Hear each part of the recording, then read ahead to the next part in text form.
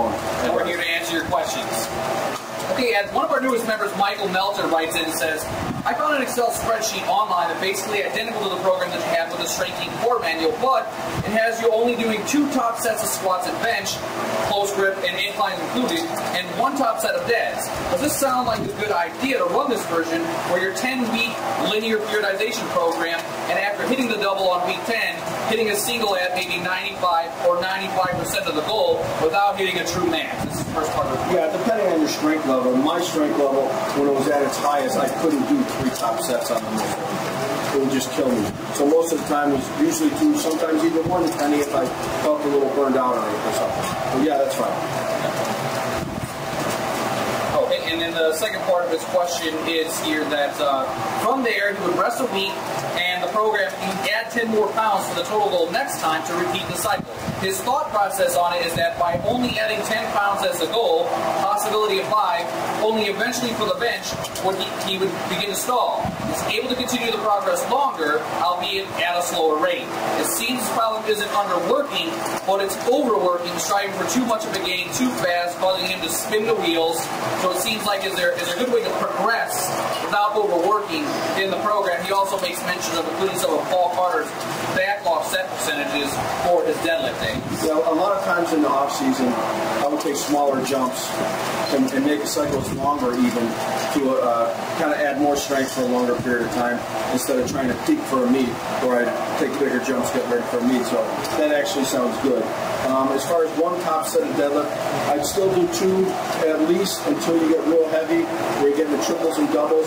Then you can do some back off sets if that means some like sets of 3, short rest period for explosion. Michael also sent in some videos. His first video was basically him resetting everything. He did some squats and some deadlifts, and I had to watch the video and break it down. Actually, everything looked good, especially your deadlifts. The only reason you missed the double on the deadlift with 545 or whatever it was with no belt was because you took too long in between reps. You set, after you pull the first one, which is nice and strong, you set it down, let all your air out, relax, and then try to re-pull. You didn't stay tight. You got to stay tight. You would have got it no problem then. And then the triple, when you put a belt on, was nice and easy. Yeah, the front squats, the only thing I would recommend is your first movement, you're bending your knees and let them go forward. I would actually bend your knees and sit back a little bit faster. Besides that, everything was fine. You did some straight leg deadlifts. It looked more like it was a combination between a straight leg deadlift and a Romanian. If you're doing a straight leg deadlift, I would stay more towards the front of your feet, almost to the point where it feels like you're going to fall forward. I pause them on the ground, pull them back up straight leg, or real close to straight leg. You were sitting back a little too far, bending your knees and using a little bit too much hip, almost a little bit too Romanian deadlift.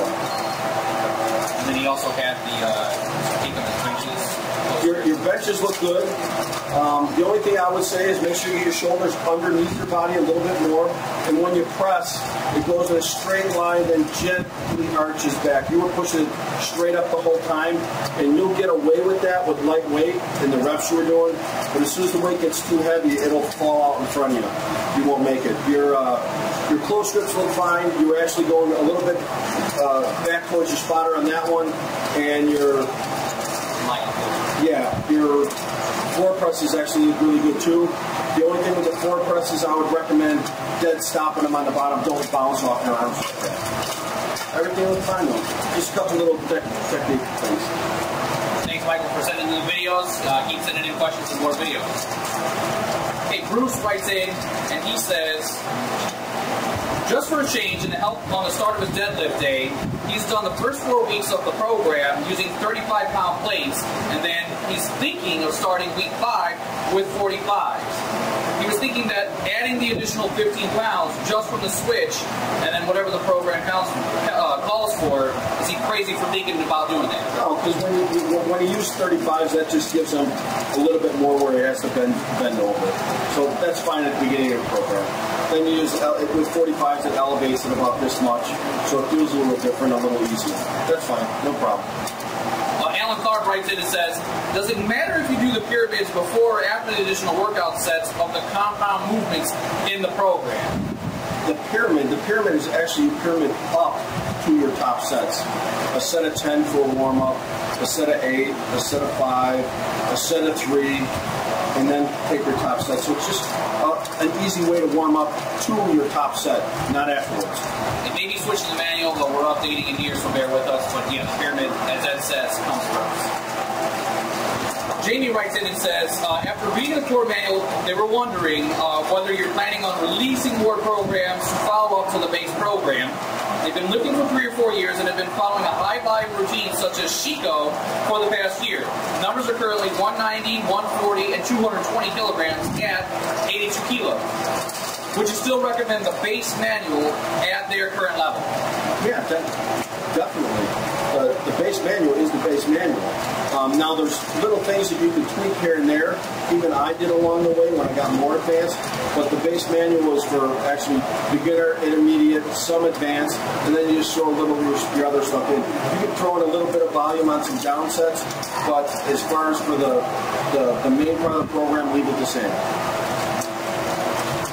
Alan Tharp checks in again and says, when you say to do 3 reps at 75% of your max, for example, if I can do many more than 3, should I still stop at 3? Or should I increase the weight until 3 or 4 is the most reps that I can do? No, stick with the program. Even though it's easy doesn't mean you should still do either more or still do another week of 3s, because there's going to come a point where you just overtrain or you hit the wall. If you hit that 75%, and 3 is the absolute max that you can get, and you grind out that last rep. That was 100% set as far as intensity goes. And by the next week, you might burn yourself out by doing that and not be able to keep going up higher. Hey, Jessica writes in and says, I'm presently trying to blend my CrossFit stuff with Strength Inc. stuff. What should I do in order to make it blend better? I don't want to overwork myself, but I also feel like I'm getting some much-needed benefit from CrossFit. What should I do, Ed? Well, first of all, you like CrossFit, Jessica. That's great. A lot of CrossFit people are doing some powerlifting to help it out. What I would do is keep some of my basic lifts the same, is how to train them, the squat, bench, deadlift, a couple little assistance exercises, and just use your CrossFit to keep getting in better shape and use that as an assistance exercise so you can train harder with the regular stuff. Don't worry about as much assistance exercise that I have out there. Worry more about the stuff you do in CrossFit and just the main stuff that I do for the strength thing. All right, it's Facebook time, and I'll butcher this name here. It's Sri Nandan, I think. Nandan writes in and says, I'm 5'11", 193 pounds, competitive powerlifter. Body fat is about 15 to 16%. Do I focus on getting or reducing that body fat percentage by dropping more weight, or focus on getting up to a higher weight class without worrying about the body fat percentage, even if it's a little on the higher end? Having a dilemma on whether to cut down and get leaner or just focus on increasing muscle mass. Well, it's kind of a little bit of both.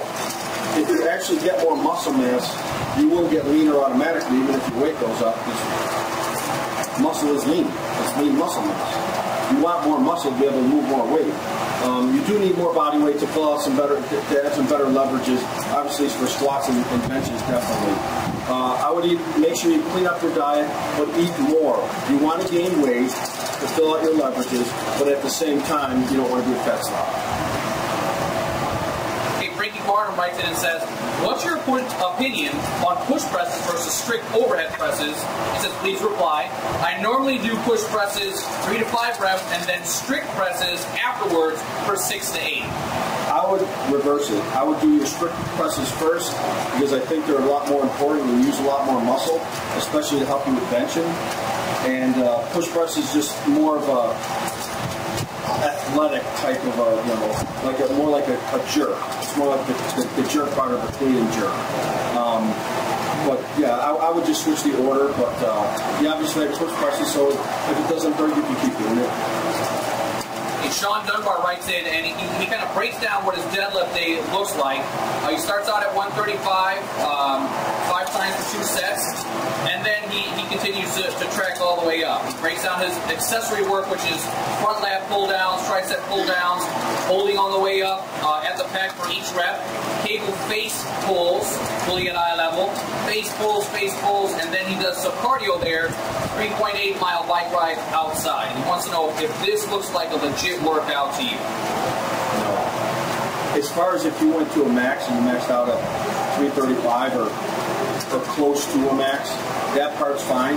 But your assistance work, you did some lat pull downs, you didn't do any rows, you didn't do any type of stiff legs or Romanians or any extra lower back work or any extra trap work. You did some face pulls, which is mainly some back delt and a little bit upper back, mainly back delts, and that's pretty much about it. And tricep push downs. So you could speed up or add a little bit more assistance work in there with some more rows and some lower back work, or some more reps on the deadlift. Okay, last question here is Nick Jones says, what would be your advice for an amateur powerlifter? My dad knows his stuff and has helped me, but are there any tips for getting stronger faster? This is on our Facebook page, so you can check out our core manual on the Strength Inc. page.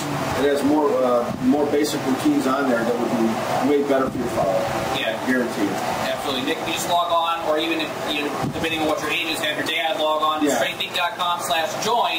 Check out all the features and benefits that's going on with that Coan's program there at Strength Inc. Get a lot more. Yeah, I mean, you're able to send in videos, get everything broke down for you, and that'll take good care of you. Whatever you need to know. Absolutely. That wraps us up for this week. We had a short session here, but if you guys have any more questions, be sure to log on either to Facebook or catch us at strengthinc.com. Take care, guys. Thank you.